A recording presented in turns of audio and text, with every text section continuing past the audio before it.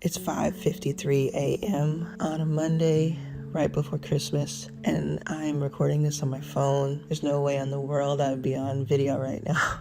It's dark, and I don't have my contacts in, and I'm just looking around. I started recording this because I was just woken up by a phone call, and I do have it where a phone call can interrupt my sleep, just in case, because I have a lot of people that I care about, and I want to make sure that they can reach me. But this phone call, it was from a number I didn't recognize, and normally I would just assume that that was spam, but for some reason I picked it up. So they asked to speak to me. I asked who they were, like I do every time, who's calling.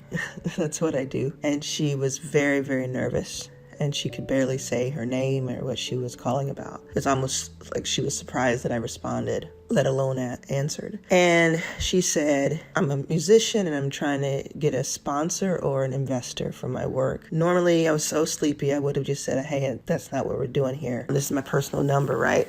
Instead, something made me answer her, and I want to give you the answer that I gave her. I don't remember it word for word, but I'm going to tell you what I said to her in gist, so that you can, hopefully somebody listening to this will get something from it. And I say it all with love, just like I said it with her. I don't know her from Adam. I probably will never speak to her again, but I could imagine her, and I've been her. And this is said with love, okay? This is the gist of it. No one is coming to save you or save us. I've been where you've been. I know it sucks to hear this. Do you have family? Do you have any friends that you can stay with? And she said, yes, they've been my support system. I said, how old are you? And she said she was in her mid-20s. I said, okay, you're going to go back. As much as it sucks, it's not part of the plan. You're going to go back to your family's home, and you're going to sleep on a couch if you have to. And you're going to start to collect money. You are going to become a DoorDash deliverer. You're going to do what you have to do. You're going to get a fractional assistant job, a virtual assistant job. You're going to do what you have to do so that you can walk door to door if you're able to walk. You say you're a musician, you're going to go to different businesses and say, hey, I can sing, I'm a musician, I would like to do a jingle for you. Do you need a jingle for your advertisement, for your commercials, for online? You're going to learn how to edit videos. You're going to reach out to people in person and online and ask them if they need a video edited that you see on YouTube. You're going to learn a skill. You can learn a skill. I told her to go to my YouTube channel and watch my videos, and she said, I already have. And I said, go back and watch them again. Go watch my videos. I have hundreds of them, and each of them has something that you can take away. And again, I have been where you are. I've been there even recently. It's not like I'm just on some sort of pedestal where I don't touch what it feels like not to have something that you need. I know what that feels like, but you're never going to get out of that if you're calling around people, using your energy to try to get sponsors or investors and not trying to stack the money that you can make on your own. It's not going to be a lot, but it'll be enough for you to make bigger plans and go and reach bigger dreams. So you have to get out of this mindset that somebody's coming to save you and someone's going to fix everything for you, and then you can go ahead and do the other stuff.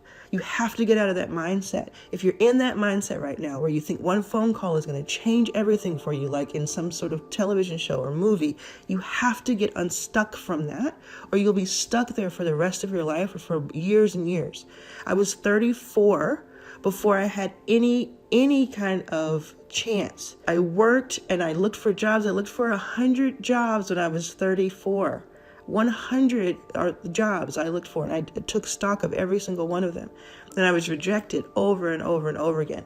You're going to have that happen to you, and it's going to suck, and you're going to feel rejected and hear no's, and it's going to seem like the end of the world every single day.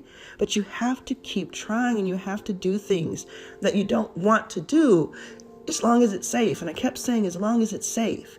You don't put yourself in a situation, and I understand people can get in a situation without putting themselves there, but you don't actively put yourself in a situation that's unsafe just for a quick buck either.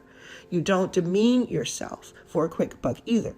The fact that she had family, a lot of people have family. They just don't want to go, quote unquote, back home. They don't want to give up. They don't want to be embarrassed because they didn't go out and become an American Idol star overnight. A lot of people just won't go back home. They won't go back to their family or friends who are right there with them. If there's one thing I know, is that their family and friends will help you. There's somebody who will help you if you're watching this, and you're probably too proud to go and ask them for help. I remember I had slept on so many couches, so many families, living rooms, so many friends' living rooms. And then I finally ran out of that goodwill. I had asked so many people and stayed at so many people's houses, but I was under a roof. It was embarrassing. It was not cool. I felt ashamed at some times.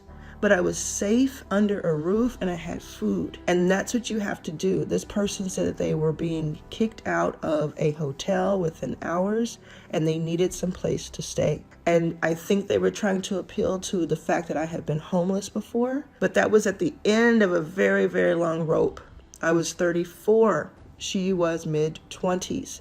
So she has a lot of eating crow and a lot of feeling embarrassed left in her. And I don't mean this to be mean. I mean it with love, because what she can be doing while she's on that couch, now that I know now that I didn't know before, is that she can be learning a skill online through the college of YouTube, and she can find ways. There are multiple ways she can find. Is there anything? Can she ask any family member? Do you have any old electric equipment? Do you have anything that's of value? Can I please have that? And in a few years or a few months, when I have money, I will pay you back in more. And take that and exchange it for something else, pawn it, sell it. Do what you have to do. Now, don't forget the part where you work where you don't want to work, as long as it's safe and it's not demeaning. 10 years ago, when I was going through this, there were 1% of the opportunities you have now for gig work. And gig work has its own issues and its own problems, but for temporary use, to get to a point where you're not starving or being kicked out of hotel rooms, you better believe I would do that today. And will do it today if I need to. I will still do that today if I need to, okay? If it ever comes to that again. But the reason that it's not there, the reason that instead I'm able to do things that other people ask me how to do, is that I finally found a way, and that for decades, I ate crow. For decades, I just did the work. I reached out to 100 people to get the job working on a tour.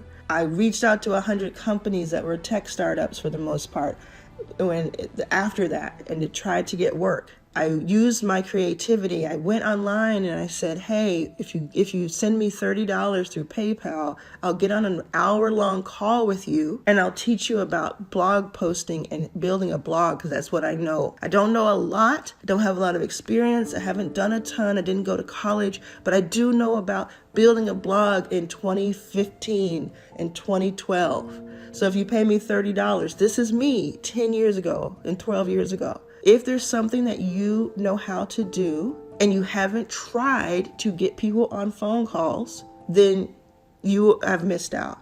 Now, one of the things she said was, I don't have the time to build up social to do those things that you say. Well, everything else that I said, you do have time for. You have time to go and live with someone for a few weeks or months that you probably don't want to live with. But again, if they're safe and their family or friends, you're just going to put your ego to the side to make it work. You have time to then learn a skill, because now you have a safe place to sleep. You're going to spend all your day learning a skill, and you also have time to go door to door to small businesses and help them with something. 20 out of 21 are going to say no, but you won't get to the one if you don't go to the other 20 first. And once you get one person to say yes, you can pass out flyers, which I've done in the past. Yes, you can do data entry, which I've done in the past. Yes, you can edit a video for me, or make my Instagram account for me, or make a website for me. Yes, you can do that. Then you're going to do that 20 more times so you can get the next one, and then the next one, and the next one. But it all starts at you deciding what you want. Do you want to spend all of your energy going out and asking people to sponsor you who don't know you, or invest in you who've never heard of you on a cold phone call? Or do you want to go to somewhere safe, eat crow for a few weeks or months, and go and one by one every day make it a goal that you're going to learn something like I did? I'm going to become money and I'm going to earn money. I'm going to learn and I'm going to earn every single day. Whether it's $20 or $200 a day, I'm going to do that. I'm going to stack and stack and stack. And then I'm going to start paying the person I'm staying with a little bit of money, whatever we agree on, and thanking them and doing nice things for them around the house. And then eventually I'm going to get myself in a position that I can make bigger things happen. I have videos teaching you how to make $1,000 quickly, $2,000, $5,000 in a week, $10,000 quickly. Watch those videos. Do the work. Don't tell me I don't know where to find them. Search for them. Google is the #1 search engine in the world, and YouTube is the #2 search engine in the world. Almost everything you want to learn, or anything you want to learn, you can find on Google or YouTube. I wish the best for you, and I want so much for you. I want you to win. I want you to thrive. I want you to come back and tell me everything you've done. And I hope this helps. I've said it all with love. I hope it helps. But I need you to understand that no one is coming to save us.